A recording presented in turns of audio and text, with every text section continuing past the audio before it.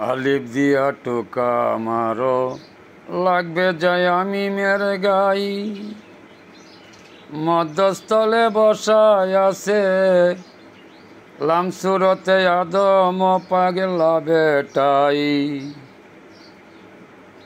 আলিফ দিয়া টোকা মারো লাগবে যাই আমি মেরে গাই মধ্যস্থলে বসায় আছে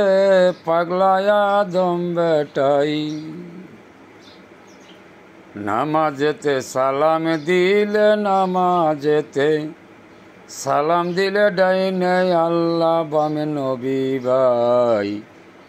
মধ্যস্থলে আদম সুরত আছে দিয়ানেতে দেখো নাই মধ্যস্থলে আছে আদম দিয়ানেতে দেখো নাই এলমে মারফতে গেলে সকলে এক রূপী ভাই নিজে আল্লাহ সৃষ্টি করছে আপন সুরতে ভাই এলমে মারফতেতে গেলে পরে সকলে এক রূপ ভাই নিজে আল্লাহ সৃষ্টি করছে আপন সুরত দ্বারাই মানুষ হইয়া চিনলাম না রে মানুষ হইয়া চিনলাম না রে এই ববে লাঞ্ছনা তাই আলিফ দিয়া টোকা মারো লাগবে যাই আমি মেরে গাই আলিফেতে স্রষ্টায় আল্লাহ সৃষ্টি করছে এই ভুবন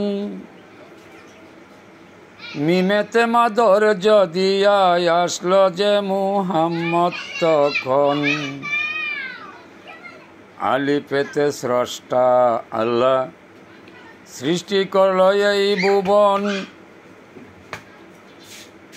মিমেতে মাদর যদিয়া মুহাম্মদের হয় গঠন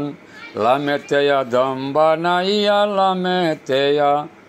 দম বানাইয়া পাগল করলো এই ভুবন আলিফ দিয়া টোকা মারব লাগব যাই আমি মে তখন ওরে আলিফ দিয়া টোকা মার লাগবে যাইয়া মিমের গাই লামসুরতে পাগলা আদম বসা দেখো মধ্যস্থায়ী আলিফ লাম মিম তিন হরতে আলিফ লাম মিম তিন হরফে আল্লাহরে যে চিনা যাই নিঃশুরুতে আদম গঠন কইরা যে ববে পাটাই আলিফ লাম মিম তিন হরফে স্বয়ং আল্লাহ বুঝা যায় তিন হরফে টানা পড়লে আলম বুঝায় ভাই ওরে নিজকে নিজে চিন্নালয় নিজকে নিজে চিন্নালয় নইলে জীবন বৃথা যায় আলিফ দিয়া টোকা মারে লাগে যাই আমি মেরে গাই আলিফ দিয়া টোকা মারে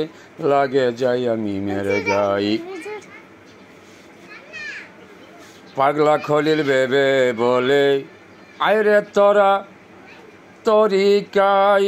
না বুঝিয়া না চিনিয়া ডাকলে তো আর শুনে নাই অদম খলিল শাহ বলে আইরে তোরা তরিকায় আই